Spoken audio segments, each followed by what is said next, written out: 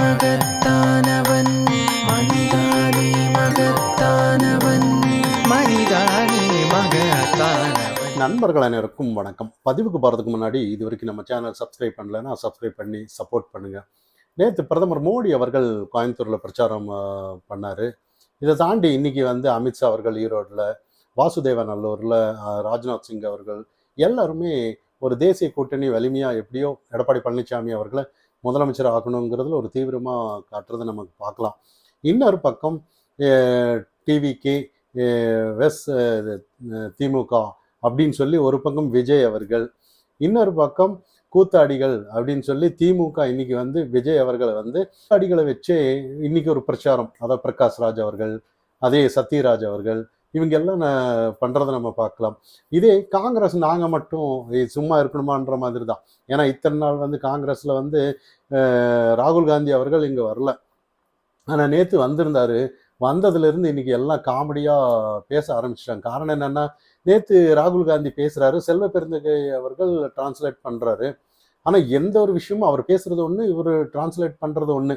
எந்த அளவுக்கு ஒரு தேசிய கட்சி, அதாவது ஒரு நல்ல ஒரு இப்போ நேற்று மோடி அவர்கள் பேசும்போது எந்த அளவுக்கு டிரான்ஸ்லேட் நடந்தது, எந்த அளவுக்கு ஒரு தெளிவாக கருத்து மக்களிடையே போயிடுச்சு.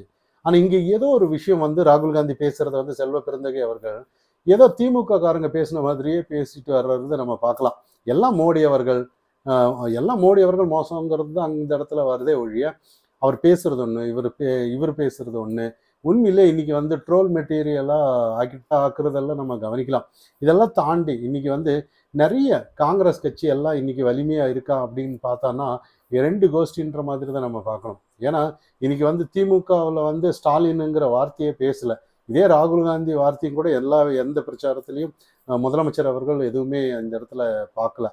அப்போ இந்த இடத்துல ஒரு விஷயம் நல்லா தெரியுது. இங்கே ஏதோ ஒரு நரேட்டிவ் திமுக பண்ணிட்டு இருக்காங்க. இன்னைக்கு பெண்கள் அந்த டீலிமிட்டேஷன் இடஒதுக்கீடு ஏதோ அதை நாங்கள் தோற்கடிச்சிட்டோன்ற மாதிரி செய்கிற விஷயம் இன்னைக்கு ஏதோ மத்திய அரசு கொண்டு வந்தாங்க, நாங்கள் எதிர்த்தோம், அவங்க தோத்துட்டாங்கன்ற மாதிரி தான் இன்னைக்கு நரேட்டிவ் பண்ணிட்டு இருக்காங்க. இன்னொரு விஷயம், 2029 தேர்தலுக்கான இது ஒரு சின்ன ஒரு முன்னுதாரணமோன்னு நம்ம கவனிக்கணும். ஏன்னா பிஜேபி அவர்களோட தந்திரமோ அப்படின்னு தான் நம்ம பார்க்கணும். ஏன்னா இப்போ பெண்களுக்கு ஒரு இடஒதுக்கீடு கொடுக்கும்போது அது தடுத்துட்டாங்க பாருங்க, காங்கிரஸ்லையும் அதே மாதிரி திமுகவிலையும். ஏன்னா நாடாளுமன்ற தேர்தலுக்கு யார் யார் வாக்கு கொடுத்தாங்களோ, அதாவது இந்த ஓட்டு பதிவு நாடாளுமன்றத்தில் எதிராக வாக்கு போட்டாங்களோ அவங்க எல்லாம் கண்டிப்பாக பேர் லிஸ்டெல்லாம் வரும்.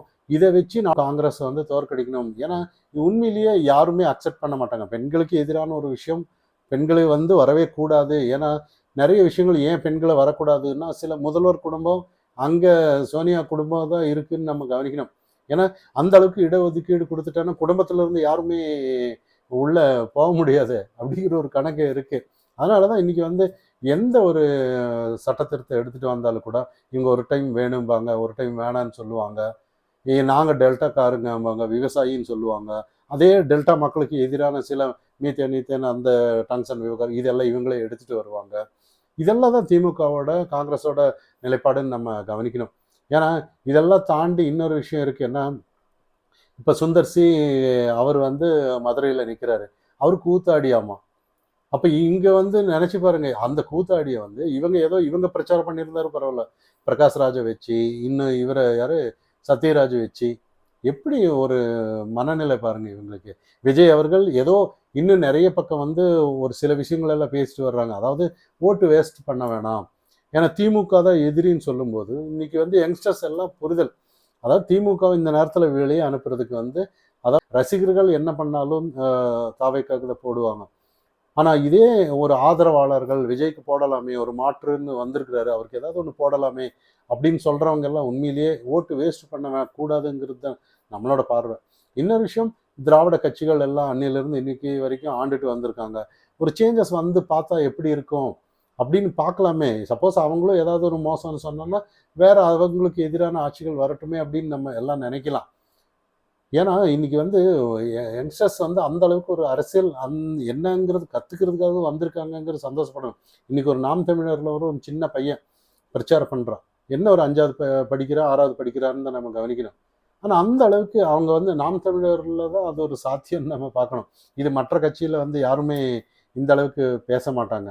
ஏன்னா இதே திமுகவை வந்து ஏதோ ஒரு இன்னைக்கு வந்து எல்லாமே நாங்கள் வந்து மத்திய அரசு நாங்கள் தோற்கடித்திட்டோம் அப்படின்ற மாதிரி எல்லாத்தையும் திசை திருப்பி இன்னைக்கு ஏதோ ஒரு மாறுதட்டி இருக்காங்க. பட்டாசு வெடிச்சு இவங்க கொண்டாடிட்டு இருக்காங்க. ஆனால் இதெல்லாம் எத்தனை சட்ட ஒழுங்கு பிரச்சனை. பிரேமலதா அவர்கள் ஒரு விஷயத்த சொல்லியிருந்தாங்க. இங்கே கஞ்சாவும் பாலியல் தவிர வேற என்ன அண்ணா ஆட்சியில் நீங்கள் குற்றம் பிடிச்சிட்டீங்க அப்படின்னு சொல்கிறாங்க. எந்த அளவுக்கு பாருங்கள், அவங்களே குற்றத்தை ஒத்துக்கிட்டு மறுபடியும் வாக்கு கேட்க வந்தான்னா மக்கள் காரி துப்ப மாட்டாங்களான்ற மாதிரி தான். ஏன்னா இன்னைக்கு வந்து பிரேமலதா விஜயகாந்த் அவர்கள் விஜயகாந்த் எல்லாம் இருக்கும்போது காங்கிரஸ் திமுக இவங்க எல்லாம் இருக்கவே கூடாதுங்கிற அளவுக்கு எதிர்த்து நின்னாரு. ஆனால் ஒட்டு மொத்தமாக அங்கேயே போய் ஐக்கியமாயிட்டாரு. பத்தாக்குறைக்கு இன்னைக்கு வந்து இவர் நம்ம கமலஹாசன் அவர்கள், அதாவது ராஜராஜ சோழன் இருக்கும்போது எந்த அளவுக்கு குடமுழக்கம் செஞ்சு கோயிலுக்கெல்லாம் பண்ணாரோ அந்த அளவுக்கு சேகர் பாபு நிறைய கோயில்களுக்கு அந்த மாதிரி பண்ணியிருக்கிறாரு அப்படின்னு பெருமையாக சொல்றாரு. எந்த அளவுக்கு கேவலமாக இறங்கி இருக்கிறாங்க பாருங்க. அவன் யாரை யாரோட கம்பேர் பண்ணுறாங்கங்கிறது நம்ம பார்க்கணும். ஏன்னா அரசியலுன்னு வரும்போது இவங்க வந்து ஏதோ ஒரு பேசுகிறாங்க. இதுக்கு முன்னாடி வடிவேல் அவர்கள் கூட்டிகிட்டு வந்தாங்க, எல்லாரும் பேசுனாங்க. இப்போல்லாம் அவங்க எல்லாம் இங்கே இல்லை. இப்போ வந்தாலும் கூட திமுகவுக்கு அது பேக் ஃபயர் ஆகும். ஏன்னா பிரேமலதா அவர்கள் அங்கே நின்றுட்டு இருக்காங்க. இன்னொரு விஷயம், அண்ணாமலை அவர்கள் ஒரு விஷயத்த தெளிவாக சொல்லிட்டு வர்றதை நம்ம கவனிக்கலாம். திமுக வந்து ஏன்னா இந்த நாடாளுமன்றத்தில் இந்த சட்டத்திருத்த டீலிமிட்டேஷன் அந்த பெண்கள் ஒதுக்கீடு வந்து அது ஃபெயிலியர் ஆகுன்னு அவங்களுக்கு முன்னாடியே தெரியும். அது தெரிஞ்சுதான் இதை பண்ணியிருக்காங்கன்னு நம்ம பார்க்கணும். ஏன்னா அந்த அளவுக்கு ஒரு ஆதரவு, ஏன்னா தென் மாவட்டங்களில் எல்லாமே நாளைக்கு வந்து கண்டிப்பாக ஏதோ ஒரு ஆதரவு கண்டிப்பாக கிடைக்குங்கிற மாதிரி தான்.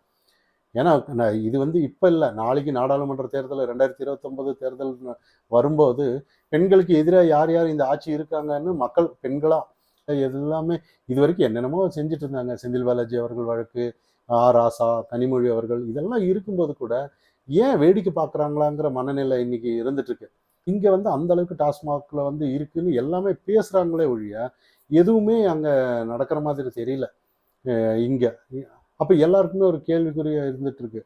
இதை வந்து எல்லாமே என்ன பண்ணிட்டு இருக்காங்கன்னா, ஒரு பாஜகவுக்கும் திமுகவுக்கும் ஏதோ ஒரு அண்டர்ஸ்டாண்டிங் இருக்கான்ற மாதிரி நிறைய தவறான ஒரு புரிதலை வச்சுட்டு இருக்காங்க. ஆனால் என்னைக்கு இருந்தாலும் ஏதோ ஒரு விஷயம் வந்து தமிழகத்தில் வந்து திமுக அமைச்சர்கள் மேலே இருக்கிற குற்றச்சாட்டுகள் வந்து நீதிக்கு வந்தே ஆகுன்ற மாதிரி எல்லாம் எதிர்பார்ப்பு இருந்துட்டு இருக்கு. நிறைய விஷயங்கள் இன்னைக்கு வந்து அதிமுகவில் வந்து செங்கோட்டையன் அவர்களுக்கும் எடப்பாடி பழனிசாமி அவர்களுக்கும் தனிப்பட்ட தாக்குதல். இது வரைக்கும் வந்து வேற எம்.கே. ஸ்டாலின் தாக்கிட்டு இருந்தாரு, உதயநிதி தாக்கிட்டு இருந்தாரு, எடப்பாடி பழனிசாமியை அவரும் தாக்கிட்டு இருந்தாரு. இப்போ செங்கோட்டையன் அவர்கள் தாக்க ஆரம்பிச்சிருக்கிறாரு.